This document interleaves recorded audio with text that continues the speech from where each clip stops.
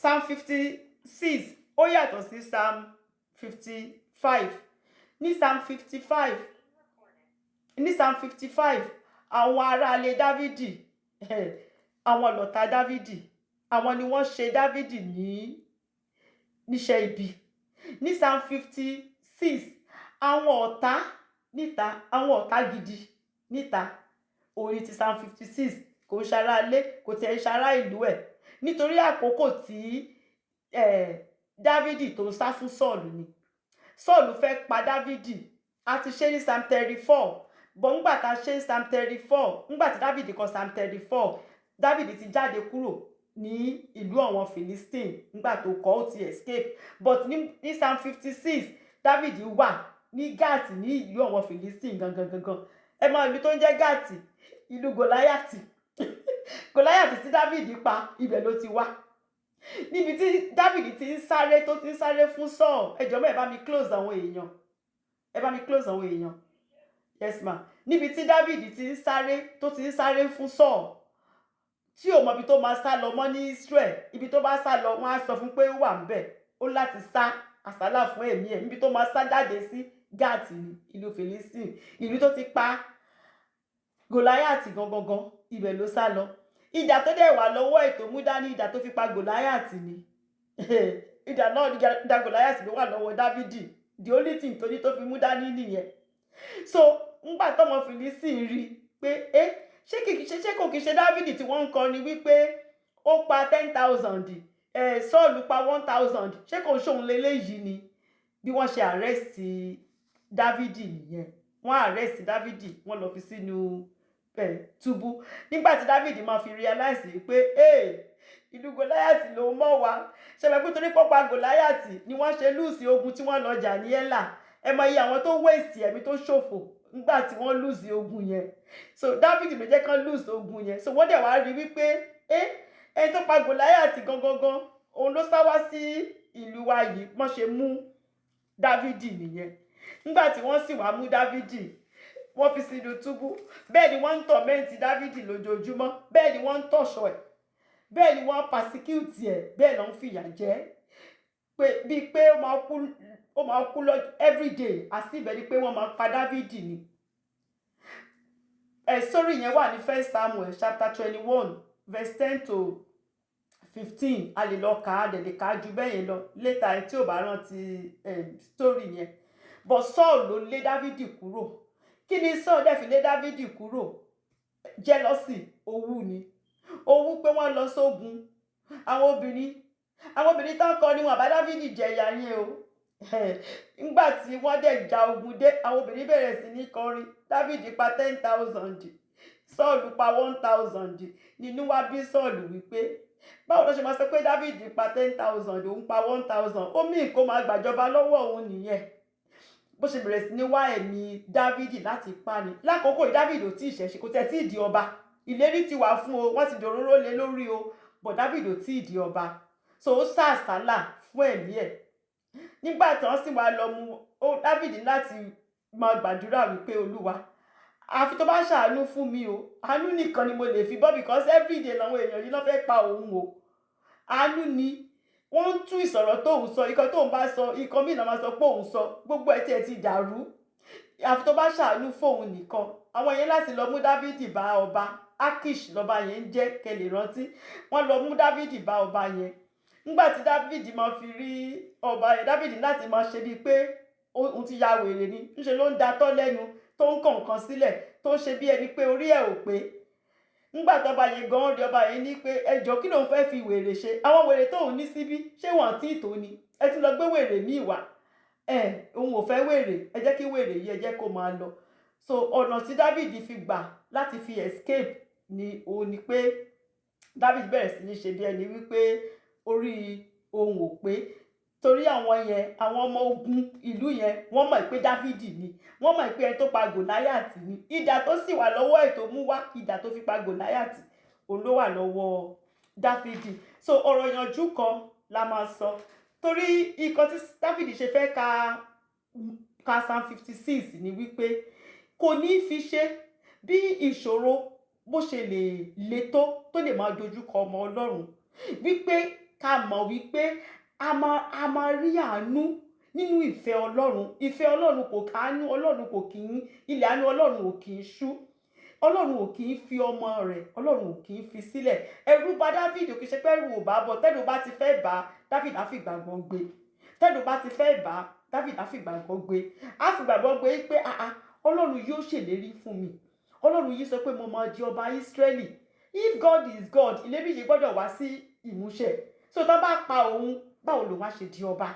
So ó jẹ́ kí ìgbàgbọ́ Dáfídì, ó jẹ́ kí ó le koko wípé àwọn èèyàn yìí wọ́n kàn try, tó ẹ̀rù bà òun o, but ó máa escape. Ọlọ́run yìí ó máa ṣàánú fún òun, Ọlọ́run ó máa fún òun ní ọ̀nà àbáyọ, nítorí ìlérí Ọlọ́run ó gbọ́dọ̀ wá sí ìmúṣẹ. Ọba tó gbé ọ̀rọ̀ rẹ̀ ga ju orúkọ rẹ̀ lọ, òun ni Ọlọ́run.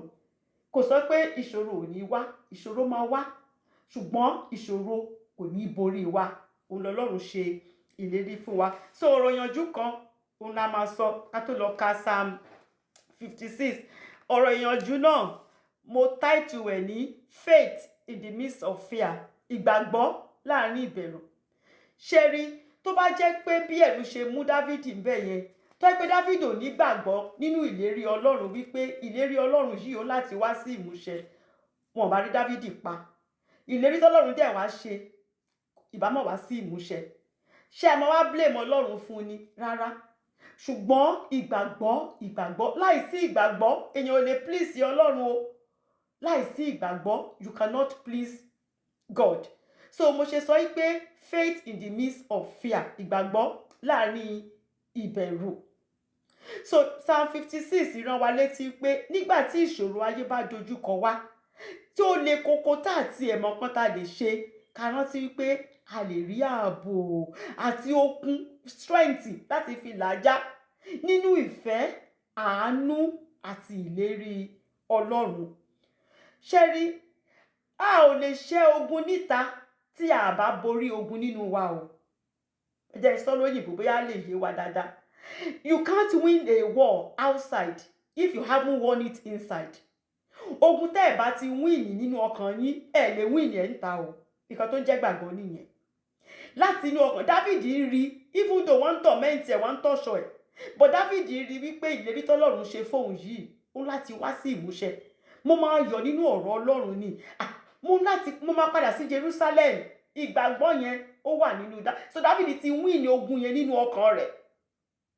Ó ti win ogun nínú ọkàn rẹ̀. So nínú ọkàn èèyàn lèèyàn máa ti kọ́kọ́ win ogun. Tá a bá lè win ogun nínú ọkàn, ogun ti ta, èèyàn ò lè win ẹ̀ o. Tá bá ti jẹ́ kí ẹ̀mí ìbẹ̀rù kó wọlé, Sátánì ti rọ́nà. Ó ti rọ́nà àbáyọ. Ó ti rọ́nà tó máa gbà. Mark 11:23. Mark 11:23. Ó sọ wípé lóòótọ́ ni mo wí fún yín, ẹnikẹ́ni tí ó bá wí fún òkè yìí pé ṣídìí, kí ó sì bọ́ sínú òkun, tí kò bá sì ṣiyèméjì lé ọkàn rẹ̀, ṣùgbọ́n tí ó bá gbàgbọ́ pé ohun tí òun wí yìí yóò ṣẹ, yóò rí bẹ́ẹ̀ fún. Nínú ọkàn lèèyàn ti ń wí ní ogun. Tí dókítà bá sọ nǹkan kan fún yín, dókítà lè sọ nǹkan tó wù ú. Iṣẹ́ ènìyàn is a medical practitioner, but there is a physician tó ju dókítà yẹn lọ, tó lè yí nǹkan padà. Ọlọ́run tó máa ń wo àìsàn, tó máa ń ta dókítà láyà. Àìsàn tí dókítà ò mọ nǹkan tó lè ṣe sí, there is a God that knows how to heal it. So nínú ọkàn èèyàn ti mọ̀ pé I have a great physician. Tẹ́ bá ti win ní ogun yẹn nínú ọkàn, àwọn ìyẹn ń ta. But tẹ́ bá ti jẹ́ kí ìbẹ̀rù, tá ti jẹ́ kó tó ti wá mú gbogbo nǹkan tó ti bàjẹ́, tí èèyàn ò lè win ogun yẹn nínú ọkàn, wàhálà ni o. Àfẹ́yàn bá rà àlúgbà nìkan ni. So nínú láti máa ń win ogun. Máa fún wa ní testimony ọmọ kékeré kan láti fi explain ní nǹkan tí mo sọ. Ọmọ náà mi tẹ̀ rántí èjì sí Pastor Adébóyè pé ó tẹ̀lé bàbá àti ìyá ẹ̀ lọ sí Redeem Camp Holy Ghost Service. Pastor Adébóyè dẹ̀ ń kọ́ wọn nípa ìgbàgbọ́, bí ìgbàgbọ́ ṣe lágbára tó. Pastor Adébóyè dẹ̀ fún wọn ní Mark 11:20 tí mo lò yìí, Mark 11:23, wípé tẹ́ bá sọ fún òkè pé kó ṣídìí, tẹ́ bá dẹ̀ gbàgbọ́ pé òkè ó máa ṣídìí, ó máa lọ sí òkun, tẹ́ ẹ̀ ṣe iyèméjì inú ọkàn yín wípé òkè yẹn ó dẹ̀ máa ṣídìí lóòótọ́. Ọmọ kékeré nǹkan tó gbọ́ nìyẹn, ó dẹ̀ dìímú pé bàbá Adébóyè sọ bẹ́ẹ̀, so it's true. Nígbà tí wọ́n dẹ̀ máa padà sí ìlú wọn, àwọn bóyá Deeper Life lọ́dún sọ pé ó fẹ́ wá ṣe crusade ìrántí ìlú náà, wọ́n fẹ́ wá ṣe crusade ńbẹ̀ lálẹ́ Saturday. Bọ̀sì ìlú yẹn wọ́n náà máa ń gbé eégún, tó bá ti gbé eégún jáde kò sẹ́ni tó gbọ́dọ̀ rí eégún yẹn, gbogbo wọn gbọ́dọ̀ tilẹ̀kùn mórí kan sá wọlé ni wọ́n sọ pé tó bá rí eégún yẹn kò ní yè. So bọ́n ṣe sọ pé wọ́n fẹ́ bẹ̀rẹ̀ crusade, bẹ́ẹ̀ ni wọ́n gbé eégún méjèèjì tó sọ pé wọn kì í gbé, tó bá ti gbé síta everybody gbọ́dọ̀ sá. Tó bá fẹ́ lọ crusade nígbà tí tó bá sọ pé tó bá ti wá sá wọlé, wọ́n ní everybody tilẹ̀kùn mórí, gbogbo wọn tilẹ̀kùn mórí. Ọmọ yẹn wá sọ pé ṣé crusade yìí wọ́n wá ní ṣe ni? Bàbá Adébóyè sọ wípé tí n bá sọ pé kí òkè ṣídìí, tí mi dẹ̀ ṣiyèméjì, òkè dẹ̀ máa ṣídìí. Àwọn bàbá àtìyá ẹ̀ dẹ̀ sọ fún wípé eégún yẹn bó ṣe wà yẹn, the only thing tán lè ṣe ń pa ni pé tí àwọn ìlù tán ń lù fún eégún yẹn tó bá ya, tí ìlù yẹn bá ti ya, àwọn eégún yẹn máa kú ni. Pé èèwọ̀ tó wà nílùú wọn nìyẹn, bọ̀ tí ìlù yẹn tí ò bá ya, kò sẹ́ni tó lè jáde o, wọn lè ṣe crusade yẹn. Bẹ́ẹ̀ lọ́mọ rọra lọ sílẹ̀kùn lẹ́yìn ìkùlé, ọmọ yẹn dẹ̀ bọ́ sẹ́yìn ìkùlé wọn, ó dẹ̀ sọ wípé bàbá Adébóyè sọ pé tí mo bá sọ pé òkè kó ṣídìí, kó máa ṣídìí, tí mi dẹ̀ ṣiyèméjì, gbogbo ìlù táwọn egúngún ìtàn fi ń jó, mo pa láṣẹ lórúkọ Jésù kó bẹ̀rẹ̀ sí ní ya. Kí gbogbo ìlù tí wọ́n lù kó bẹ̀rẹ̀ sí ní ya. Gbogbo ìlù tán kó jáde tán lù, wọ́n ní gbogbo ẹ̀ ló ya. Àwọn eégún wọ́n sá ni, àwọn eégún sá ni, gbogbo ìlú dàrú pé àwọn eégún sá, àwọn èèyàn jáde wọ́n lọ síbi àwọn tó fẹ́ ṣe crusade pastor fúnra wọn gan, wọ́n disappear ni o. Nígbà tí gbogbo nǹkan dàrú tí wọ́n wò pé ọmọ yìí dà, ńbo lọmọ yìí wà, ńbo ló wà, náà ni kó ti ṣílẹ̀kùn ẹ̀yìnkùlé. Ó wà ń ta, ó ti kó bá wa, ó ti ṣe ọmọ ní kíni. Mo gbàdúrà ni bàbá sọ pé tí n bá gbàdúrà pé ìlú àti àìmí, mo dẹ̀ gbàdúrà pé kí ìlú ya, ìlú dẹ̀ ti ya. Ṣé mọ̀ ọmọ, because faith ṣe nígbàgbọ́. Ó gbọ́ nǹkan tí bàbá sọ ni o, ó dẹ̀ wà lọ́kàn ẹ̀ pé tí n bá ti ṣiyèméjì, wọ́n dẹ̀ sọ pé tí ìlú bá ti tíà, àwọn eégún yẹn máa kú ni. Ìlú dẹ̀ tíà lóòótọ́. Àwọn bàbá àtìyá tó jẹ́ pé ó yẹ kán nígbàgbọ́, àwọn fúnra wọn gẹ̀rú bà wọ́n ní pé ká má lọ discover pé ọmọ yẹn ló gbàdúrà, wọ́n lọ mọ́ ọmọ yẹn sábà bàbá ní pé ká gbàdúrà fún. Ọmọdé ní pé kò sí, I just asked that the drums just tear, that was all I said. Gbogbo drum dẹ̀ tíà lóòótọ́. So ẹni bí gbàgbọ́ ṣe ṣe. So ìgbàgbọ́ tá bá ti ṣiyèméjì, tá bá lè ní ìgbàgbọ́ nínú nǹkan tó ń ṣe wá ní wípé ọ̀nà wo lọ́lọ́run fẹ́ gbé gbà. Alára ẹran àmọ̀ lásán mọ̀ ní wà. Ọlọ́run yìí ó mọ̀ ló dá gbogbo nǹkan. Kí ni nǹkan náà tọ́lọ́run yìí tí kò lè ṣe? Kò sí. So ìgbàgbọ́ wa òun ni mo fẹ́ kí èèyàn ló máa ń ràn ẹ́ lọ́wọ́ o. Torí faith cometh by hearing, and it cometh by the hearing of the word of God. Tá bá ń gbọ́ ọ̀rọ̀ Ọlọ́run, bá ṣe ń wá sí Bible study yìí ń sìn, ìgbàgbọ́ wa á máa pọ̀ sí ni. Tá bá ń gbọ́ ọ̀rọ̀ Ọlọ́run, tá ẹ̀ bá ti ráyè ká, tá bá kàn play ẹ̀ tó ń play tá ń gbọ́, torí ọ̀rọ̀ Ọlọ́run ìyè ni. Nígbà tẹ́ ẹ̀ sùn tẹ́ ẹ̀ ń gbọ́, ó ń wọnú subconsciousness yín, ó sì ń wọnú ọkàn wa náà. So ìgbàgbọ́ wa á láti work, kí ìgbàgbọ́ wa kó pọ̀ sí, kí ìgbàgbọ́ wa kó máa grow sí. Kò ṣe bí tá wà ní last year, kò ṣòun la tún máa wà. Irú sísà bá tó mú prayer point wá lórúkọ Jésù, Olúwa ṣe ọ̀nà àbáyọ fún wọn. Á láti máa grow bí Kìrìsìtẹ́nì ni. Á láti ìgbàgbọ́ wa láti máa dàgbà sí, kó máa dàgbà sí. Mo ti sọ fún wa lórí òkè Síónì, 4 stages nígbàgbọ́. So á láti máa grow títí tá máa fi dé the place of rest ní ibi kan wà tá ń pè ní you enter into the place of rest. Tẹ́ bá ti wá débi stage of rest yẹn, kò sí nǹkan tó bọ́dà yín mọ́. Nothing. Kò sí. So tí bẹ̀rù bá ti dé, kò ṣe pé bẹ̀rù ò ní wá o. Ìbẹ̀rù á wá bọ̀, wọn Ọlọ́run ò gbọ́dọ̀ gbà láyè. Á fi ìgbàgbọ́, á fi pàdé ẹ̀. Mo ṣe sọ fún wa pé tí bẹ̀rù bá kanlẹ̀kùn yín, ẹ̀yin ẹran gbàgbọ́ kó lọ sílẹ̀kùn, kò sẹ́ni tó máa wà ńbẹ̀. Ìbẹ̀rù máa disappear ni. Tó bá ti kò lè stand ìgbàgbọ́. Tó bá ti rí pé gbàgbọ́ ń bọ̀, ìbẹ̀rù máa disappear ni. Ká fi ìgbàgbọ́ ká fi pàdé ẹ̀. Ká sọ pé ọ̀rọ̀ Ọlọ́run sọ báyìí. Nígbà tó bá lálàá tó jí, tí gbogbo ẹ̀rù ń bà ẹ́ pé aláyọ̀ Ọlọ́run, mo dẹ̀ ti lárú ẹ̀rí o, ó ti gba Sátánì láyè nìyẹn. ẹ̀mí ìbẹ̀rù yẹn Sátánì ti rí pé yes ó fọ́ òfun so mo lè ṣe nǹkan tí mo fẹ́ ṣe but nígbà tẹ́ bá ti jí immediately it shall not stand neither shall it come to pass ẹ kọ́kọ́ cancel ẹ̀ nǹkan tó rọ Ọlọ́run wá sọ ẹ wá sọ báyìí lọ́lọ́run wí báyìí lọ́lọ́run wí báyìí lọ́lọ́run wí case close yo Sátánì mọ̀ pé ìyẹn ti dá á tún lọ máa múra ìní ìní ó mọ̀ pé ìyẹn ò jẹ yín bó tó bá ti rí pé ẹ̀mí ìbẹ̀rù yẹn òun ti gbé sínú yín lọ́kàn ó tán Sátánì máa ráyè láti ṣe nǹkan tó fẹ́ ṣe nǹkan tó kọ́ bá Jóòbù nìyẹn o nǹkan tó ti ń bẹ̀rù kọjọ́ kan bá kíkí ní mámọ́ lọ ṣẹlẹ̀ Ọlọ́run mú irú nǹkan báyìí òun mọ̀ fẹ́ kó ṣẹlẹ̀ sóhun eventually òun ló ṣẹlẹ̀ sí Sátánì mọ̀ pé nǹkan tí Jóòbù ń bẹ̀rù jù láyé ẹ̀ nìyẹn ó mọ̀ ó dẹ̀ take advantage of that so ẹ jọ̀ọ́ ogun téèyàn ò bá win nínú ọkàn àti win yẹn ń ta ó difficult o so ọ̀rọ̀ yanjú wa nìyẹn pé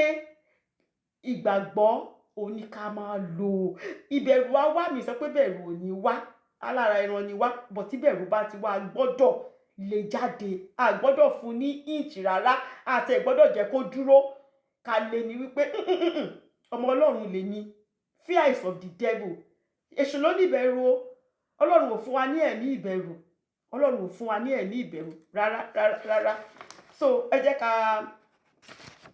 time díẹ̀ tí ń lọ mo ó dẹ̀ pé Ọlọ́run fẹ́ kí mínísà sí yàn ọkàn tó rí ńlá ìṣòro gidi lọ́wọ́ tó tí gbàgbọ́ ẹ̀ tó ti kò tiẹ̀ wá fẹ́ ka ọ̀rọ̀ Ọlọ́run kò tiẹ̀ fẹ́ gba àdúrà mọ́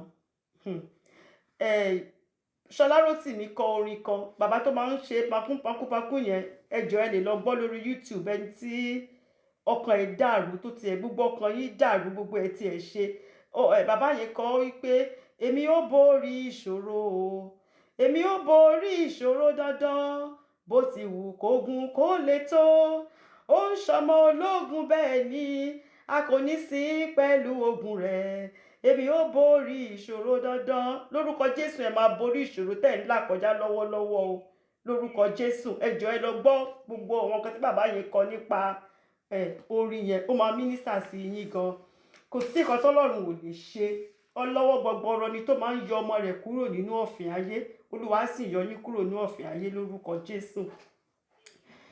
Psalm 56 mo ti sọ fún wa pé a ti ṣe Psalm 34 bó lákòókò tí David ti escape ó ti rí àbáyọ kúrò ní ìlú Gáàtì ló kọ Psalm 34 but Psalm 56 nígbà tó ṣì wà nínú ẹgbà ẹ̀wọ̀n wọn tí wọ́n ti mú mọ́lẹ̀ nílùú Gáàtì nílùú Gòláyàtì gangan ibẹ̀ ni ó ti kọ Psalm 56 àdúrà ìgbẹ́kẹ̀lé nínú Ọlọ́run ni àdúrà ìgbẹ́kẹ̀lé nínú Ọlọ́run ní verse 1 David sọ wípé Ọlọ́run ẹni pé capital upper letter ló fi kọ Yahweh ló ń sọ sí Ọlọ́run má jẹ̀mú David máa ń sọ orúkọ Ọlọ́run tó máa lò ní Yahweh ló ń lò Ọlọ́run má jẹ̀mú ṣàánú fún mi o nítorí aláàánú ni ọ́ bí mo ṣe wà yí àánú nìkan ni mo ní àánú nìkan ló lè sọ̀rọ̀ yìí o àánú nìkan ni nítorí ènìyàn fẹ́ gbé mi o wọ́n rẹ́dí àti gbé òun mi ó ní wọ́n ń bá mi jà lójoojúmọ́ ni wọ́n sì ń ní lára ibi tó ti ń sábọ̀ lójoojúmọ́ ni Sọ́ọ̀lù ń gbá bó ṣe máa pa ajujabelin sí ibi tó bá wà nìkan lọ wá jáde ó tún sá sí ó ní kóun escape ìlú Ọ̀tá ló tún lọ bọ́ sí kò wá ṣe pé ìlú Ọ̀tá nìkan ibi tó ti pa Gòláyàtì ibẹ̀ ló tún lọ bọ́ sí tí wọ́n sì mọ̀ pé Dávìdì tó pa Gòláyàtì lélẹ́yìí ẹ mọ irú bó ṣe máa ní lára lójoojúmọ́ so Dávìdì sọ wípé wọ́n fẹ́ gbé òun mi o wọ́n ń bá òun jà lójoojúmọ́ o wọ́n sì ní òun lára ní verse 2 ó ní àwọn ọ̀tá mi fẹ́ gbé mi mì lójoojúmọ́ ọ̀tá ò ní gbé wa mì lórúkọ Jésù ó ní àwọn ọ̀tá mi fẹ́ gbé mi mì lójoojúmọ́ nítorí wọ́n ti ń fi ìgbéraga bá mi jà àwọn tó ń fi ìgbéraga bá mi jà wọ́n pọ̀ wọ́n gbógun ti Dávìdì o níbi tó ti ń bọ̀ ní ìlú tó ti ń bọ̀ Ísírẹ́lì Sọ́ọ̀lù àti gbogbo àwọn ọmọ ogun ẹ̀ gbogbo ìlú gan ló ń bá wá Dávìdì òun ló ṣe sá kúrò wọ́n ń gbógun tì ó tún kúrò ó tún bọ́ sáàárín àwọn ọ̀tá àwọn tó tún bọ́ sí àwọn tó jẹ́ pé ibi tó ti pa Gòláyàtì ni àwọn yìí náà fẹ́ pa Dávìdì wọ́n sọ fún pé gbogbo agbára ẹ Dávìdì mo ló wà nísìn àti rí ẹmú ó ti wà nínú ọgbà ẹ̀wọ̀n wa how are you going to escape now ó ní wọ́n fi ìgbéraga bá òun jà àwọn tó fi ìgbéraga bá òun jà wọ́n pọ̀ o kò ń ṣàwọn ọ̀tá kékeré o àwọn eléyìí pọ̀ ní gidi o àfi kí ọlọ́run ọmọ ogun fúnra ẹ̀ nìkan kó wá ṣàánú fóun ni o, bóun ṣe lè escape nìyẹn o. Verse 3, very powerful scripture. Ó wá sọ wípé nígbà tí ẹ̀rù bá ń bà mí èmi ò gbẹ́kẹ̀lé ọ. Wow. Nígbà tí ẹ̀rù bá ń bà mí ọlọ́run yìí nìkan ni màá gbẹ́kẹ̀lé. Kò sọ pé ẹ̀rù ò wà, ẹ̀rù yẹn ń wá, bọ̀ Dáfídì ò gba ẹ̀rù yẹn láyè. Ó ní nígbà tí ẹ̀rù bá ń bà mí pé ṣé wọ́n ní rí mi pa báyìí, màá sáré gbẹ́kẹ̀lé ọlọ́run pé mo gbẹ́kẹ̀lé ọlọ́run, ọlọ́run yìí ó tó gbẹ́kẹ̀lé. Kò sí kankan téèyàn kankan lè ṣe tọ́lọ́run ò bá gbà pé kó ṣeé ṣe kò ní ṣẹlẹ̀. So mo fi ìgbẹ́kẹ̀lé mi mo fi sínú ọlọ́run. Èmi ò ní gba Sátánì lẹ́rù because ẹ̀mí ìbẹ̀rù Sátánì ló ní, òun ló máa ń lò. Tẹ́ bá ti lè gba ẹ̀mí yẹn kó dúró, wàhálà dé. Sátánì máa jókòó ni pé ó ti fọ́ọ̀lù fún, ó ti ṣubú fún, jẹ́ kí n jókòó. Sátánì máa jókòó ni. Bọ̀ tó bá ti rí pé ẹ káàsì ẹ̀mí yẹn kúrò, ó ti mọ̀ pé kíní yóò ti ṣe é ṣe. So Dáfídì sọ pé nígbà tí, kò sọ pé mò ń bẹ̀rù, ó ní nígbà tí ẹ̀rù bá ti wá, tẹ́rù bá ti fẹ́ bà mí, ẹ̀rù yẹn ń wà tó wọ́n ń tọ́ṣọ̀ ẹ̀, wọ́n ń ṣoríṣiríṣi. Tí ẹ̀rù yẹn bá ti fẹ́ wá, èmi ò gbẹ́kẹ̀lé ọ, màá gbẹ́kẹ̀lé ọlọ́run mi. Ọba tí ò kì í fi ọmọ rẹ̀ sílẹ̀, ó ní màá gbẹ́kẹ̀lé. Ọba tó lè yọ mí nínú ewu, ó ní màá gbẹ́kẹ̀lé. Ibi tí gbàgbọ́ ti wá nìyẹn o, faith. Ibi tó ti win ní ogun yìí nìyẹn o. Verse 3 òní Dáfídì ti win ogun yìí. Kò jẹ́ kí ẹ̀mí ìbẹ̀rù kò jẹ́ kó dúró, kò gba ẹ̀mí ìbẹ̀rù láyè. Ẹ̀mí yẹn ń wá, bọ̀ bí Sátánì ṣe mú wá, ó dẹ̀ sọ pé mo gbẹ́kẹ̀lé ọlọ́run. Bí ẹ̀mí yẹn ṣe ń wá, ó sọ pé mo gbẹ́kẹ̀lé ọlọ́run. Ọlọ́run tó lè pa Gòláyátì fún Dáfídì, ọlọ́run tó pa lion, tó pa kìnìún, tó pa àmọ̀tẹ́kùn fún Dáfídì, ṣé kò tó gbẹ́kẹ̀lé ni? Pé ẹ̀rù yẹn ń wá, bọ̀ mo gbẹ́kẹ̀lé ọlọ́run. Matthew 8 verse 26. Matthew 8 26. Jésù Kristi sọ fún wọn wípé ó sì wí fún wọn pé èéṣe tí ẹ̀yin fi ṣe ojo bẹ́ẹ̀, ẹ̀yin onígbàgbọ́ kékeré. Nígbà tí Jésù wà nínú bóòtì pẹ̀lú àwọn ọmọ ẹ̀yìn, tí storm dẹ̀ dé, Jésù dẹ̀ ń sùn. Ìṣe lọ sọ pé master, báwo ló ṣe lè máa sùn? Ìjì wà, ṣó òkè ó fẹ́ kó kíjì gbé wa lọ ni. Jésù jí ó sọ fún wọn pé kí ló dé tẹ̀yin fi ṣe èṣojo ni, onígbàgbọ́ kékeré ni yín, onígbàgbọ́ yín ò tó ni. Kò sí kan tí Jésù ṣe táwa náà ò lè ṣe. Ẹ lè sọ fún ìjì náà pé ìwọ ìjì, lórúkọ Jésù ìwọ náà dákẹ́ dúró, dákẹ́ jẹ́, ìjì á sì dákẹ́. Ṣùgbọ́n nítorí pé gbàgbọ́ wọn ò gbé, ó lọ ṣe lọ jí Jésù wípé Jésù, at least wọ́n ti ẹ̀mọ̀ pé Jésù ò lè bá ìjì lọ.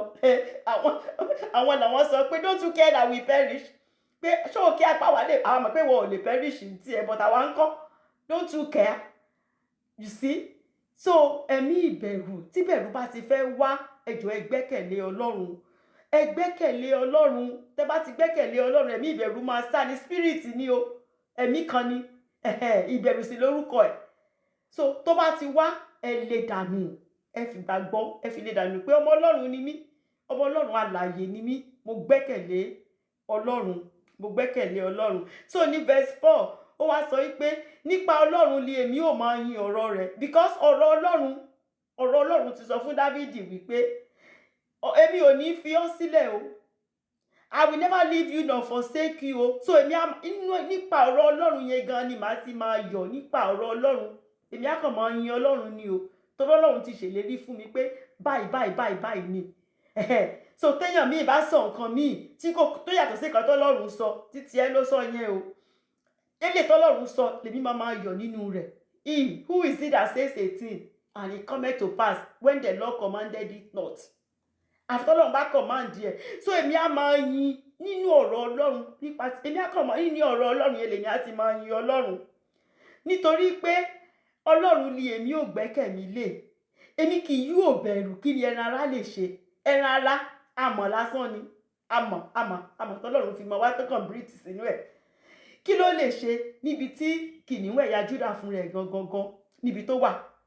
Ẹni tó mọ̀ àmọ̀kòkò fún rẹ̀ gangan, ẹni tó máa mọ̀ náà tó fi di ìkòkò níbi tó wà. Kí ni ẹlẹ́ran ara kí ló lè ṣe níbi tí Olúwa Ọlọ́run Ísírẹ́lì níbi tó wà? So Dáfídì sọ pé èmi ò ní bẹ̀rù kí ni ẹran ara lè ṣe sí mi o, nítorí pé mo ní Ọlọ́run tó gbójúlé, mo ní Ọlọ́run tó ní agbára, mo ní ọlọ́run tó jẹ́ pé tó bá pa ara á tún ṣèdájọ́ ẹ̀mí pẹ̀lú pàápàá, kì í ṣe pé kò lè pa ara nìkan tó bá pa wọ́n á tún ṣèdájọ́ wọn, á tún mẹ́sàn pé wọ́n parí ayé wọn sí hellfire. Pé irú ọlọ́run tóun ní nìyẹn. So òun ní bẹ̀rù èèyàn, wọ́n ń tọ́ṣọ ẹ̀ lóòótọ́ lójoojúmọ́ wọ́n ń ṣe. But Dáfídì sọ wípé nínú ọ̀rọ̀ ọlọ́run ni màá ti máa yìn, pé mo máa yin ọlọ́run nínú ọ̀rọ̀ ọlọ́run ni, torí ọ̀rọ̀ ọlọ́run ó láti wá sí ìmúṣẹ. Olúwa ti ṣèlérí fún Dáfídì wípé ó máa di ọba Ísírẹ́lì, ó dẹ̀ ti dá àmì òróró sí lórí. If God is God, báwo lọ̀rọ̀ ọlọ́run ṣe wá ní wá sí ìmúṣẹ? God is God, ọlọ́run ò yí padà, he is God. So Dáfídì mọ̀ wípé ọ̀rọ̀ ọlọ́run ó tó gbójúlé, màá máa yin ọlọ́run nípa ọ̀rọ̀ rẹ̀. Nínú ìṣòro màá máa rántí nǹkan tí ọ̀rọ̀ ọlọ́run nǹkan tó sọ. Psalm 84 verse 12. Psalm 84 verse 12. Ó ní Olúwa àwọn ọmọ ogun, ìbùkún ni fún olúwa rẹ̀ náà tí ó gbẹ́kẹ̀lé ọ. Ìbùkún ni fún ẹni tó bá gbẹ́kẹ̀lé olúwa ọlọ́run àwọn ọmọ ogun. Kò ní fi ṣe nǹkan tá à ń là kọjá, á láti gbẹ́kẹ̀lé ọlọ́run. Ká má bẹ̀rù pé kí ni ẹran ara èèyàn lásán, kí lèèyàn lè ṣe. Omi àtẹ̀jẹ̀ ara wa ṣèbọ́ ọlọ́run ló ní. Ọlọ́run ni wọ́n kàn wọ́n kò yé wọn ni. Ọlọ́run tó jẹ́ pé ó lè gba nǹkan ẹ̀mí tó fún wọn, ó lè tó bá sọ pé ó ti tán lọ́jọ́ kan ó gbà á nìyẹn. Kò sẹ́ni tó lè bi ọlọ́run pé kí ló dé tó gbà, kí ló dé tó gbà. So Dáfídì sọ pé èmi ò lè bẹ̀rù kí ni ẹran ara lè ṣe o, nítorí pé mo ní ọlọ́run tó tó gbójúlé. Ìbùkún sì ni fún ẹni náà èyí tó gbẹ́kẹ̀lé ọlọ́run, tó mọ̀ wípé ọlọ́run kò kí ń ba ìlérí rẹ̀ jẹ́. Ìlérí ọlọ́run ó láti wá sí ìmúṣẹ nínú ayé mi. Ìlérí ọlọ́run ó láti wá sí ìmúṣẹ nínú ayé àwọn ọmọ mi. So kò ní fi ṣe nǹkan tó ń ṣẹlẹ̀. Èèyàn láti di ìlérí ọlọ́run, èèyàn láti dì mú, èèyàn láti gbẹ́kẹ̀lé ọ̀rọ̀ ọlọ́run. Verse 5. Ó ní lójoojúmọ́ ni wọ́n ń lọ ọ̀rọ̀ òun. Ṣé ọ̀rọ̀ tó bá sọ wọ́n á lọ even kó tó sá kúrò ní Israel, èyí tó bá sọ wọ́n á yí, wọ́n á lọ sọ fún Sọ́ọ̀lù pé nǹkan báyìí ló sọ, kí Sọ́ọ̀lù lè sọ pé àfi tóun bá pa á nìkan. Ó tún dé àárín àwọn ọ̀tá níbi tó tún fi sí. Nǹkan tó bá sọ wọ́n á tún lọ náà láti lọ sọ fún ọba Akiṣi ni. Ó ní kò mọ̀ kan tó máa ṣe olóṣè bẹ̀rẹ̀ sí ní datọ́ tó ṣe ní ìwèrè, because kò mọ bó ṣe máa run out, bó ṣe máa escape kúrò níbẹ̀ yẹn. Ó ní lójoojúmọ́ ni wọ́n ń lọ ọ̀rọ̀ mi, ibi ni gbogbo ìrònú wọn sí mi. Kò sí kankan tó fẹ́ kankan tó dáa fún Dáfídì. Ibi ni èrònú gbogbo wọn sí Dáfídì. Ìwọ tó pa Gòláyátì tó jẹ́ kí wọ́n lù sí ogun. Ọ̀pọ̀lọpọ̀ àwọn èèyàn ló kú sí ogun yẹn, àwọn ọmọ ọlọ́mọ, àwọn ìyàwó oníyàwó, ọkọ ọlọ́kọ. Fúnra ẹ wá fẹsẹ̀ ara ẹ̀ rìn wá sí ìlú tó ti pa Gòláyátì. Ṣé èrò inú wọn ṣó lè dá sí Dáfídì ni? Kò lè dá. Àwọn tó jẹ́ èèyàn ẹ̀gan tó sá fún kúrò, èrò inú wọn ò dá sí. Ibi tó bá sá sí, wọ́n á lọ sọ fún Sọ́ọ̀lù wípé ó wà ń bí wá mu. So Dáfídì sọ pé lójoojúmọ́ ni wọ́n ń lọ ọ̀rọ̀ òun o. Wọ́n máa ń twist ọ̀rọ̀ tóun bá sọ, nìkan tóun bá sọ kọ́ ni wọ́n sọ pé òun sọ. Pé kíbi ṣáà lè ṣẹlẹ̀ sóhun ni wọ́n ṣe ń ṣe gbogbo nǹkan tó ń ṣe yẹn, kó ṣáà lè ṣubú, kó má lè di ọba Ísírẹ́lì tó Olúwa ti ṣèlérí fún. Ní verse 6, ó ní wọ́n kó ara wọn jọ, wọ́n kíyèsí ìrìn mi. Bí àwọn ọ̀tá ṣe máa ń ṣe leléyìí o. Wọ́n máa kó ara wọn jọ nígbà tó bá ti rí pé agbára wọn kò káyún. Wọ́n wá ní kó yá ìwọ náà máa bọ̀, jẹ́ ká pa agbára papọ̀, jẹ́ ká jọ pa. Ó ní wọ́n kó ara wọn jọ, wọ́n wá lọ bá, wọ́n hide ni o. Wọ́n wá ń ṣọ́. Ẹ mọ̀ bọ́ ọ̀tá ṣe máa ń ṣọ́ yàn, ṣe pé wọ́n ò níṣẹ́. Wọ́n á máa ṣọ́ èyí tẹ́ ń gbádùn ayé yín. Àwọn á máa jókòó, wọ́n á máa ṣọ́ yín. Wọ́n á máa ṣọ́ yín. Ìgbà wo ló máa jáde? Ìgbà wo ló máa gbàdúrà? Ìgbà wo ló máa ṣe? Bá ṣe máa ń ṣe nìyẹn, wọn ò tí ì yí padà náà. Ó ní wọ́n ń kíyèsí ìrìn mi, níbo ló ń lọ? Kí ló tún fẹ́ lọ ṣe? Ó ní wọ́n ti ń ṣọ̀nà ọkàn mi. Wọ́n ń ṣọ̀nà ọkàn Dáfídì ni. Can you imagine? Àwọn òṣọ́nà ọkàn títí wọn ti Dáfídì ni wọ́n ń ṣọ́. Wọ́n bá ní bùbá, àbí báwo ló ṣe sọ Yorùbá? Wọ́n ń farasin. Wọ́n ń ṣọ́ mi nítorí pé wọ́n fẹ́ mú ẹ̀mí. Wọn ò dẹ̀ lè rí mú nítorí ìlérí Olúwa wà lórí mi. Ìlérí Olúwa wà lórí yín. Ìlérí Olúwa wà lórí àwọn ọmọ tó fún wa. Ìlérí Olúwa wà lórí Dáfídì. So ó lọ sí láti di ìlérí Ọlọ́run mú. Pé bọ́n ṣe operate Dáfídì ń sọ fún wa yìí o, pé wọ́n máa ń bá ní o, wọ́n á para wọn pọ̀, kò ń ṣèkan o. Ṣùgbọ́n Ọlọ́run sọ pé wọ́n á para wọn pọ̀ lóòótọ́, ṣùgbọ́n kò ṣe ń pa tòun. Kí ló máa ṣẹlẹ̀ sí wọn? ó ní pé ó máa scatter wọn, ó máa dà wọ́n rú ni. So David sọ pé nǹkan tó ń ṣe leléyìí o, níṣe ni wọ́n parapọ̀ tí wọ́n ń ṣọ́ òun, wọ́n ń wo gbogbo ìrìn ẹsẹ̀ òun, kí ló ń ṣe, kí ló fẹ́ ṣe, ṣó fẹ́ lọ gbàdúrà ni, ká má jẹ́ kó gbàdúrà, ká má jẹ́ kó ṣe, kán ṣáà lè rí ẹ̀mí David gbà, ni wọ́n ṣe ń ṣe gbogbo rẹ̀. So ní verse 7, very powerful scripture tó yẹ kọ́ ọmọ Ọlọ́run máa fi gbàdúrà ní gbogbo ìgbà. Mo rò pé àwọn ìyá wa ní Olúwa wọ́n fi jẹ́ ká fi gbàdúrà ní bóyá àná àbí Monday.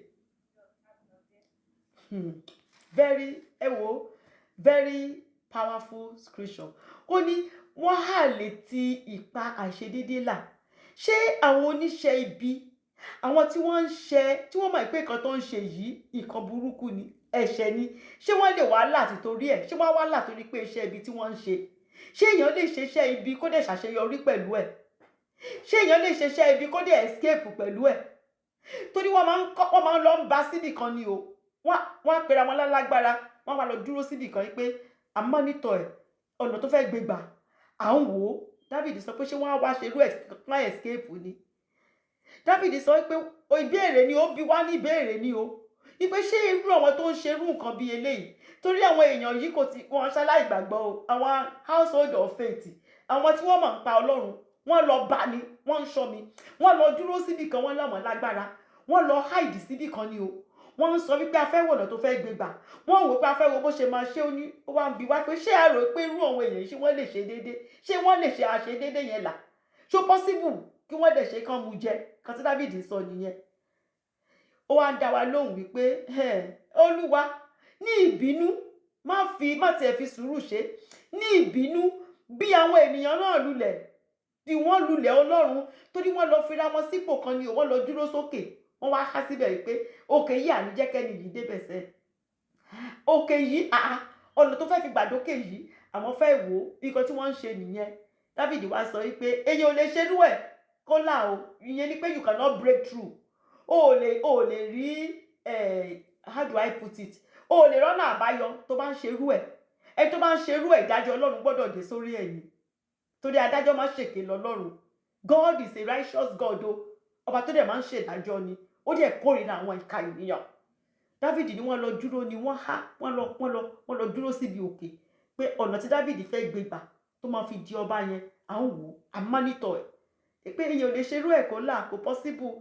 Ó wá sọ pé Olúwa ní ìbínú ni o, má tiẹ̀ fi sùúrù ṣe, má jẹ́ kó ní ìbínú rẹ kíkan bí àwọn ènìyàn náà lulẹ̀, bí wọ́n lulẹ̀ níbi tó ń ga sí yẹn, tó ń lọ dúró sí yẹn, Olúwa bí wọ́n lulẹ̀ lórúkọ Jésù. Ní verse 8, ṣé mọ̀ pé nínú ẹ̀jẹ̀ Jésù tá a máa fi ń gbàdúrà yìí, ṣé mọ̀ pé àwọn ìyá wa sọ fún wa lọ́jọ́ tán pé prayer point náà, wọ́n sọ fún wa pé ẹ̀jẹ̀ Jésù wọn lójú méjì ni o. Ìkan àánú ni, àánú yẹn ó wà fáwọn ọmọ Ọlọ́run.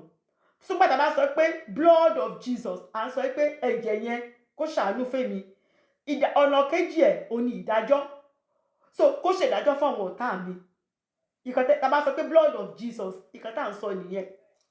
Ẹ̀jẹ̀ Jésù ṣàánú fèmí, ṣùgbọ́n bó ṣe ń ṣàánú fún mi, ṣèdájọ́ fún àwọn ọ̀tá ayé mi. Gbogbo ọ̀tá wọ́n sọ pé wọ́n jẹ́ kí n lálàáfíà, ṣèdájọ́ wọn. So bọ̀tà àánú ni fèmí àtẹ̀bí mi, ṣùgbọ́n àwọn ọ̀tá ayé mi, ṣèdájọ́ fún wọn.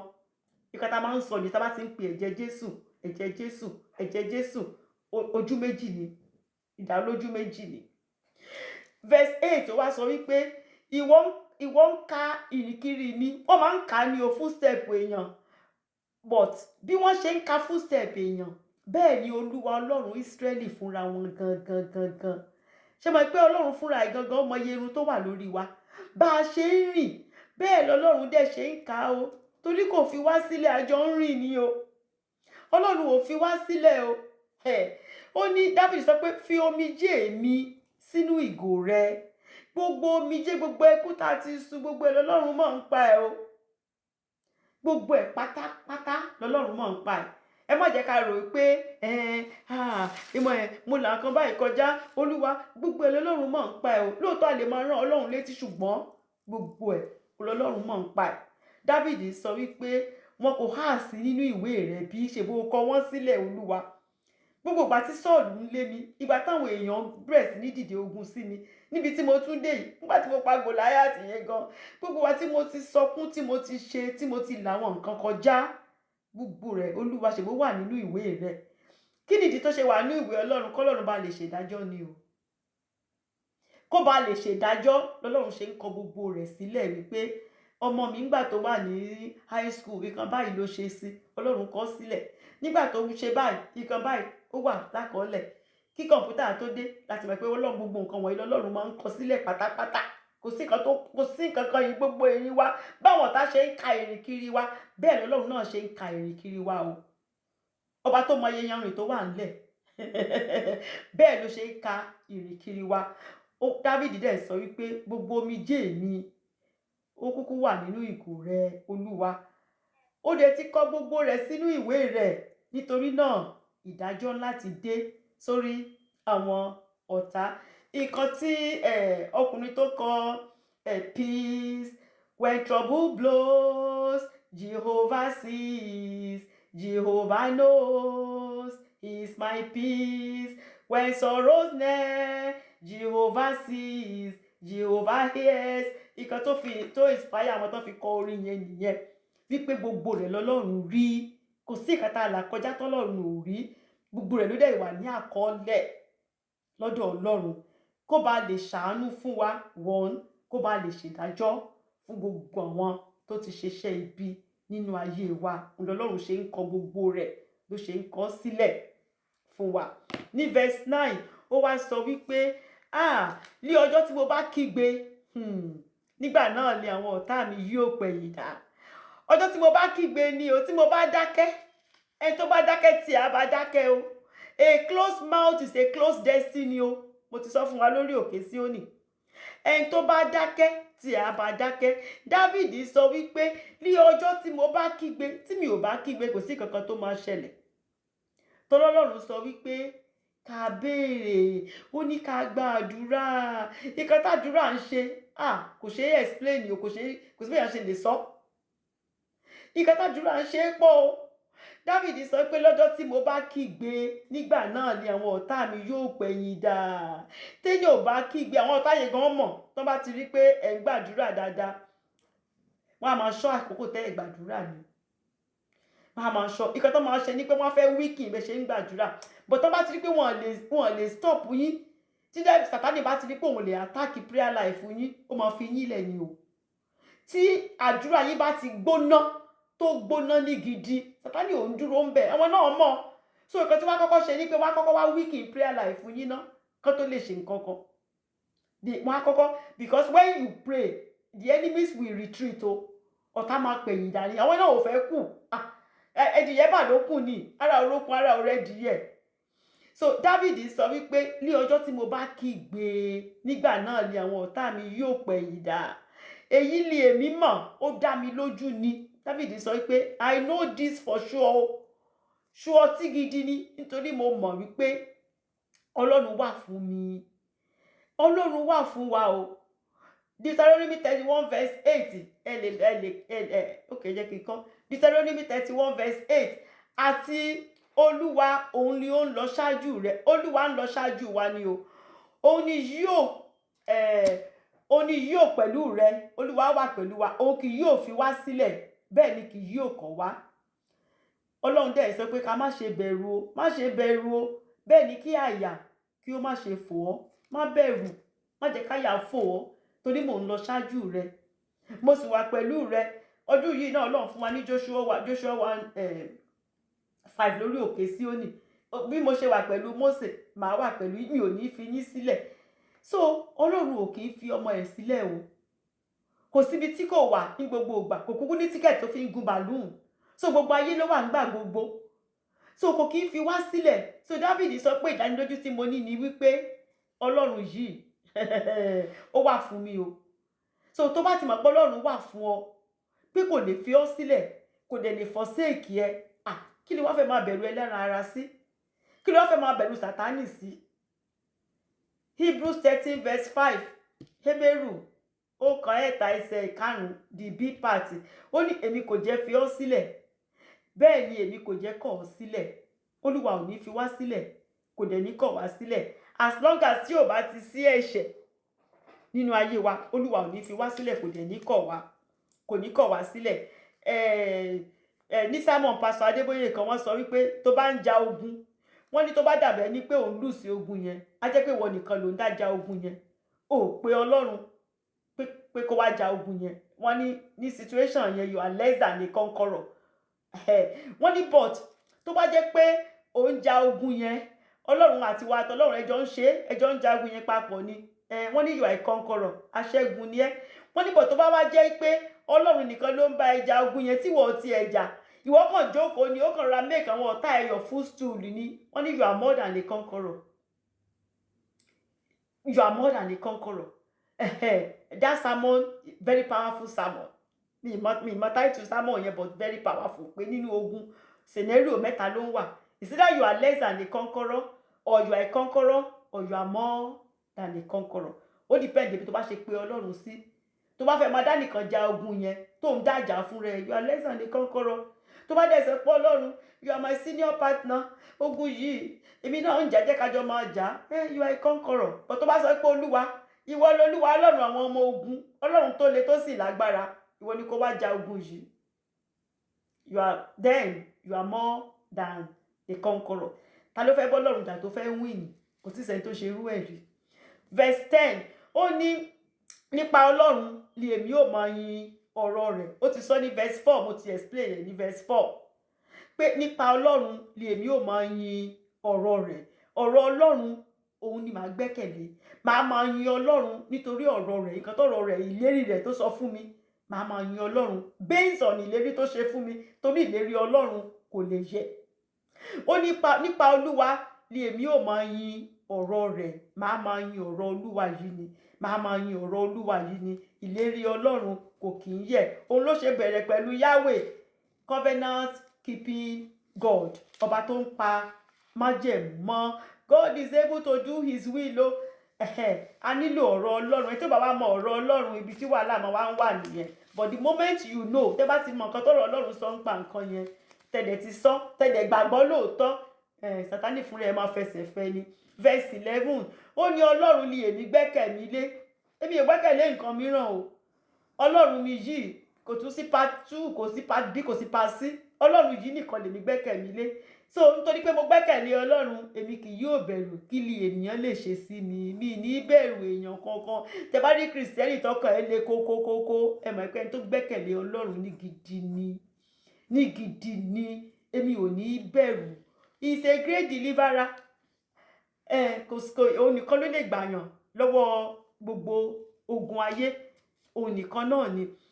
Torí pé if God is for you ni, who can be against you? Romans 8:31.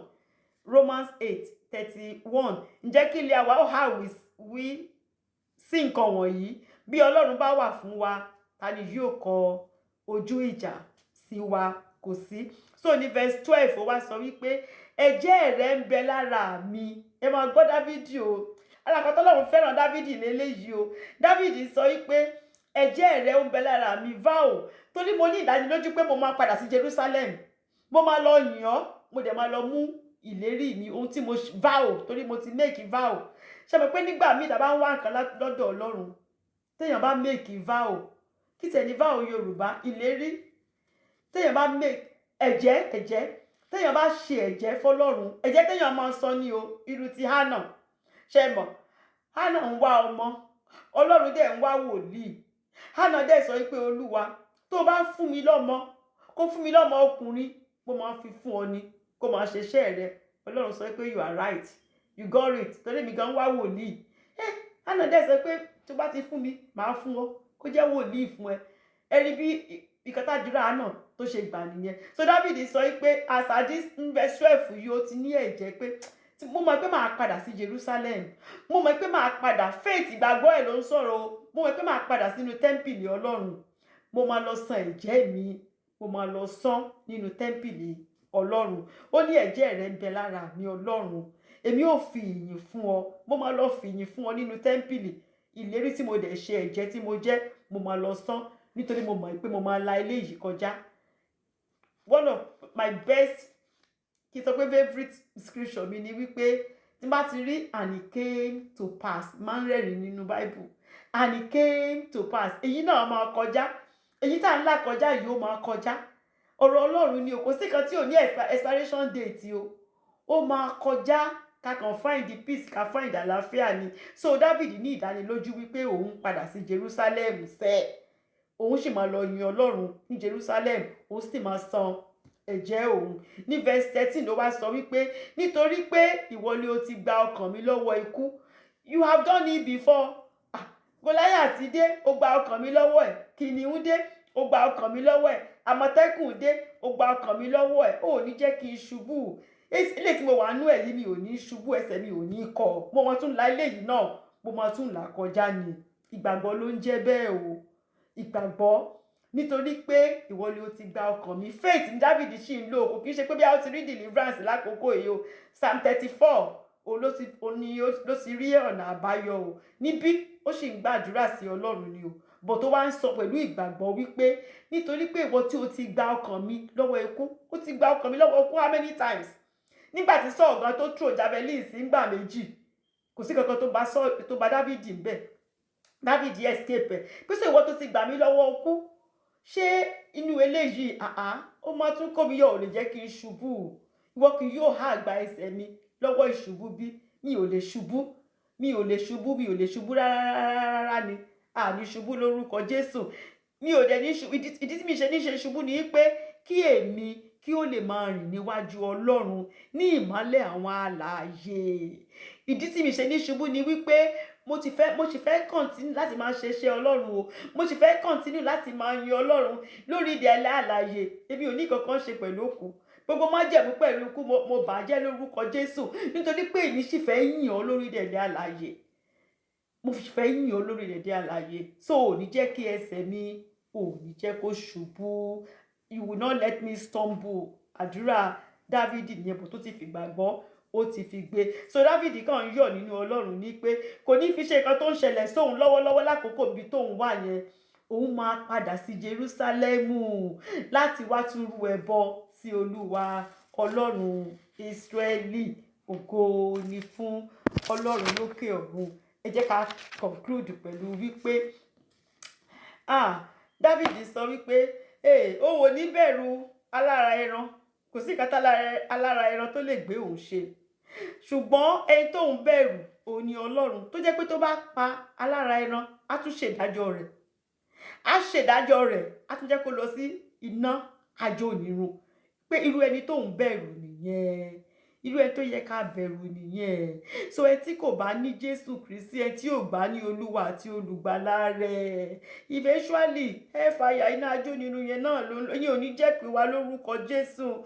Ìwé Ìfihàn chapter 21 verse 8, Revelations 21 verse 8 ó sọ wípé ṣùgbọ́n àwọn ojo, àwọn tó ń bẹ̀rù, àti aláìgbàgbọ́, àwọn tó ń nígbàgbọ́, àti ẹni ìríra, àti apànìyàn, àti àwọn àgbèrè, àwọn tó ń ṣe àgbèrè, àti oṣó, àti àwọn abọ̀rìṣà, àti àwọn èké tó ń fẹnu sọ wípé wọ́n gba Ọlọ́run bẹ̀tẹ̀ pọ́kàn wọn ó jìnnà sọ Ọlọ́run. Ní gbogbo wọn ni wọ́n ní ipa tiwọn nínú adágún iná sọ́fọ̀, iná tí wọ́n pé sọ́fọ̀ ló ń jò bẹ́ẹ̀, iná burúkú tí kò ṣe é describe. Èyí ni tí ń ṣe ikú kejì. Gbogbo ẹ̀ tó kà sínú bí yìí ó máa kúkú kejì o. Ikú burúkú nìyẹn. Àwa kò ṣe portion tiwa lórúkọ Jésù o. Tí trumpet bá ti dé àwa ń bá Jésù lọ ni o. Àwa ò ní kúkú kejì o. Ikú oró, ikú burúkú ni o. Ìyẹn ò ní jẹ́ pé tiwa lórúkọ Jésù. Ẹ tó bá wà lórí òkè Síónì tó ń gbọ́ ọ̀rọ̀ Ọlọ́run bá ṣe ń sọ lójoojúmọ́, tó dẹ̀ mọ̀ wípé tí pé bá dùn ó mọ̀ lè bá lọ. Ó mọ̀ tí ìgbà kan gba Jésù Kristi yìí sínú ayé rẹ̀. Ìgbé ayé tó ń gbé ń sìn ìwọ gan fún rẹ̀ mọ̀ pé kò mọ̀ kì í ṣe ti ọmọ Ọlọ́run. Oore ọ̀fẹ́ wá gba Jésù Kristi sínú ayé rẹ̀. Má jẹ́ kí ẹ̀rù àwọn alára ẹran, àwọn tí mo ti lọ ní májẹ̀mú pẹ̀lú, àwọn tí mo ti lọ bá ṣe, má jẹ́ kẹ́rù wọn bà ọ́. Ọlọ́run yìí nìkan lẹ̀rù jẹ̀jẹ̀, ó nìkan ló lè gbà ọ́. Àwọn alára ẹran yẹn wọn ò lè gbà ọ́. Kò sí nǹkan kan tó lè ṣe àwọn gẹ́lẹ́ran ara wọn ni wọ́n. Sátánì fúnra ẹ̀ gan kò ní gbára ẹ̀, kò ní gbàlà, kò dẹ̀ lè rí gbàlà mọ́, kò lè rí mọ́. So tó bá fẹ́ gba Jésù Kristi sínú ayé rẹ̀, àbí o ti gba Jésù tẹ́lẹ̀ but ìwọ náà mọ̀ wípé nígbà tí gbogbo nǹkan ṣe ó ti backslid gidi, ó ti lọ jìnnà, padà wá kó wá gba Jésù Kristi sínú ayé rẹ̀. Kó jẹ́ ká jọ gba àdúrà wípé Olúwa, mo máa ra mi gẹ́gẹ́ bí ẹlẹ́ṣẹ̀. Nítorí tèmi ló ṣe kú ikú oró lórí igi àgbélébùú.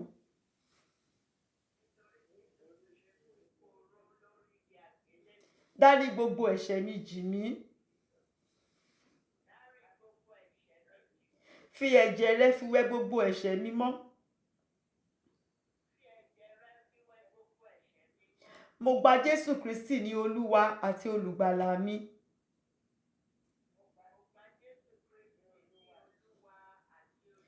Èmi náà fẹ́ bá ọ jíǹde bó ṣe jíǹde lọ́jọ́ kẹta.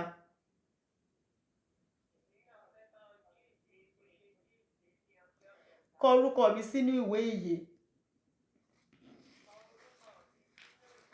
Ẹ tó bá sì sọ ọ́ lóòótọ́ láti ẹnu àti ọkàn rẹ̀ tó fi gbàgbọ́, tó sì fi ayé àti èṣù àti gbogbo iṣẹ́ rẹ̀ sílẹ̀, tó ń tẹ̀lé Jésù Kristi, Olúwa á kọ orúkọ yín sínú ìwé ìyè. Àwọn áńgẹ́lì á sì máa yọ̀ lọ́run pé a tún ti léèyàn míì, òun náà ń bọ̀. Lọ́jọ́ náà, àríra, ayọ̀ mọ́ra wa lórúkọ Jésù.